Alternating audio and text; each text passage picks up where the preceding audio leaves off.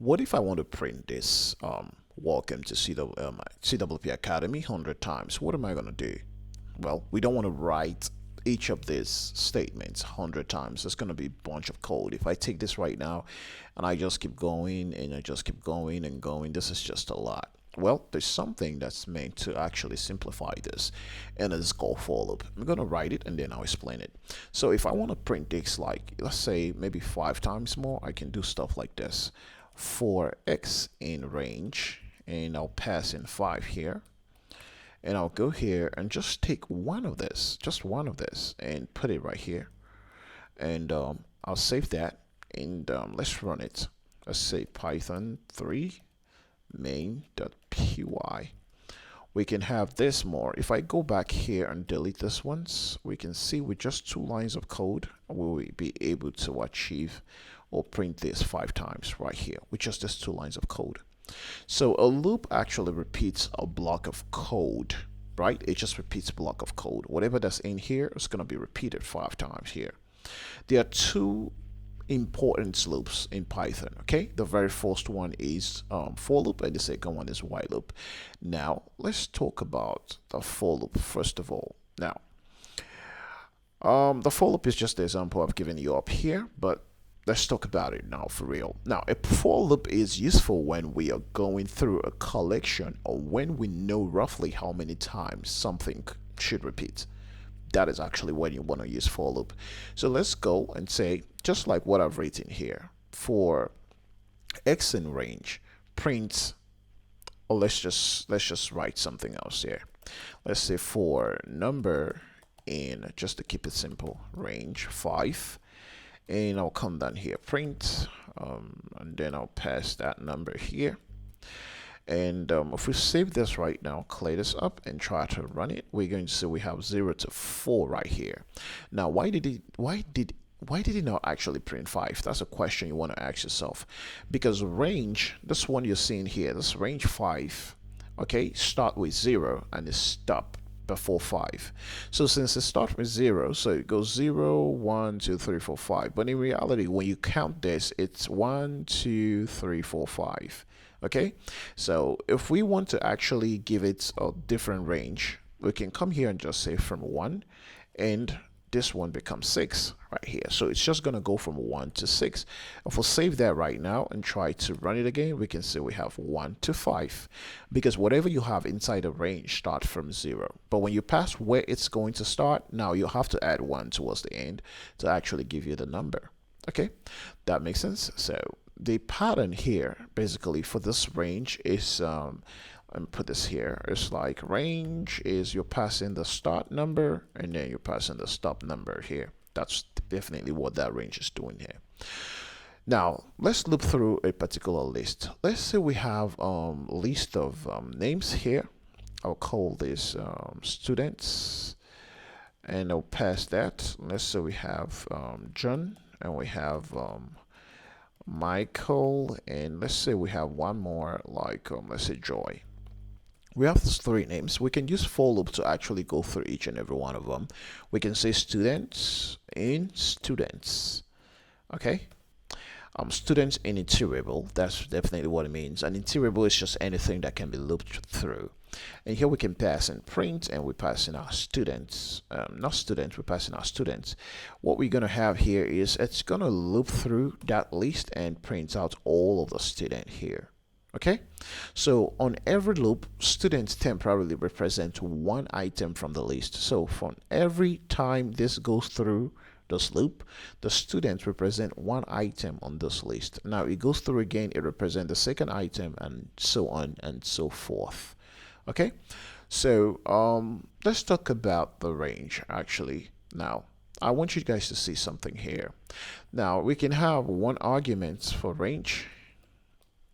We can just have a range here and have one argument. It means it's going to go 5 times. Four times in human eyes, 5 times in human eyes, 4 times in programmer's eyes, basically. And the second one is we have a range. We can have it this way. We can just say from 1 to 6, just like we have it up here. I already explained earlier, but I just need to show you this so that you kind of like see how it works for real time. And we have one more that you need to learn. Another thing here is we have range. We can pass in the start number, which is, for example, pass in the starts. We can pass in the stop and the step, how many steps you want it to loop through.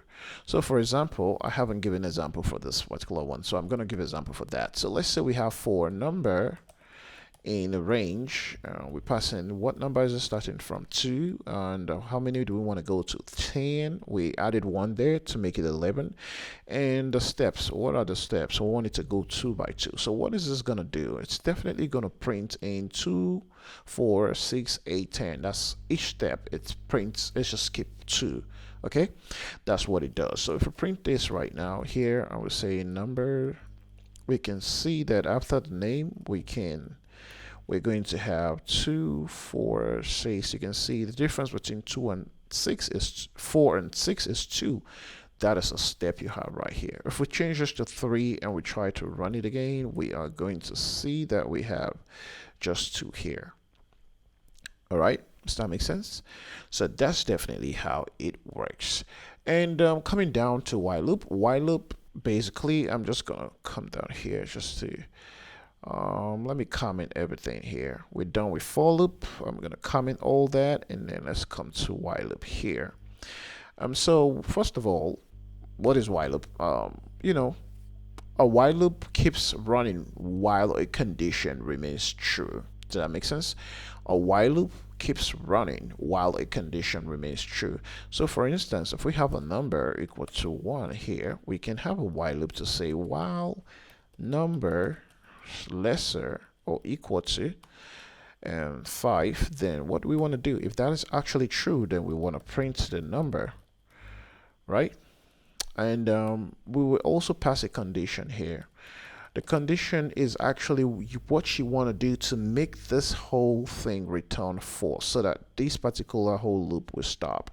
If you don't actually do something to make this become false, this particular loop becomes, this while loop is just gonna run forever. It will turn into what we call infinite loop. Okay, so here we have our number. We'll set that equal to number, and we keep incrementing this number each time so that it will get to a point where it's like 5 is no longer less or equal to, or 5 will be equal to 5, and then this whole loop will just stop working. So if we go ahead right now and try to run this, we are going to see that we have 1 to 5 right here. Easy peasy, right? So that's how it works on that one. And if you're not careful, just like I said, it's definitely just going to, it's going to cause infinite loop. You'll have to add something that will definitely make this whole thing, it will just negate this later. For example, when this run, the first number, now it goes and then add 1 to that number, and then it checks 2 is lesser than or equal to 5. Yes, it runs, and then it goes again, it add 1 to it, and then it goes to 3, and then it says 3 lesser than or equals to 5. Now it goes again, it run this, it add 1, 4, and then until it gets to 5, and 5 is equals to 5, and that's how, it just breaks the whole thing. All right, now I want to tell you guys about the break. Okay, breaks actually means stop the loop immediately. So for example, if we have this loop here and we say, okay, well, let's just change the dynamics of the whole thing. I can come here and say for number in range, let's just say range from 1 to 11. In this case, you already know is 1 to 10. Now we can say if number let's say equal to let's say for example 5, what we want to do is break. We want to stop this loop. Okay, otherwise just keep printing the number. Okay, so if we have that right there, let's comment this one out here first, and if we try to save this and try to run it now, we can see that we have 1 to 4. You can see here we have 1 to 10. Ordinarily, it would have printed 1 to 10, but it got to this point where it noticed that, 5, this number is 5, and we say whenever it's equal to 5, what we want to do is break the loop. And it broke the loop, and that's why you did not see the rest of the numbers. That's how the break actually works. You can use break, anywhere you want to use it, and It actually works everywhere. Now this is the case of for loop. If we have another case for while loop, it will look like, while true, for example, we can just say answer is equal to maybe let's say inputs. For example, let's say I'll say type, for instance, exits to stop. Okay, want to type exits to actually stop this loop. And now what we're going to do, we're just going to say if the answer, that's what the user actually type, is equal to, let's say, equal to exits. Okay, now what we want to do is to actually break the loop. If it's not, then we want to print something like you entered something like, then we can just go and pass your answer here. Okay, so that's how it works. Let's save this and see how it goes. And now I'm gonna go here, run this, and see, type exit to stop.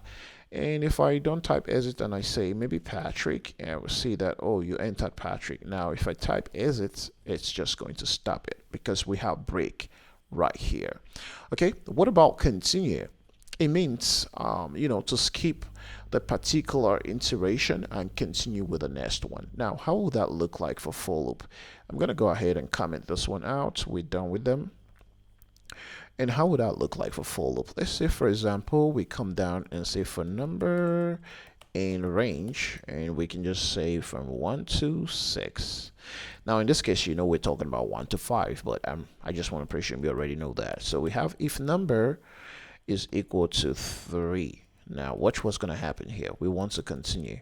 That means it's going to skip printing that number. Here we pass in our number. Now if we save this and clear this up and we run this, we can see that 3 is missing here.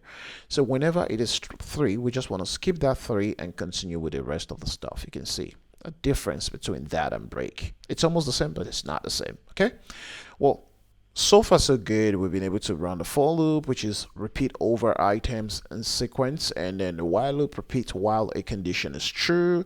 We have the break. The break is to actually stop the block, is to stop the block, the block actually, or the loop completely.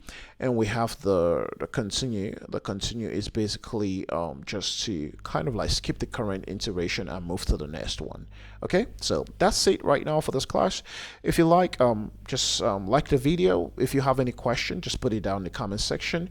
And if you haven't subscribed, please do so. And if you have anything at all you'd like me to talk about in the next tutorial, just put it in the comment section and we'll look into it and see how it comes through. All right, guys, bye for now. See you guys later.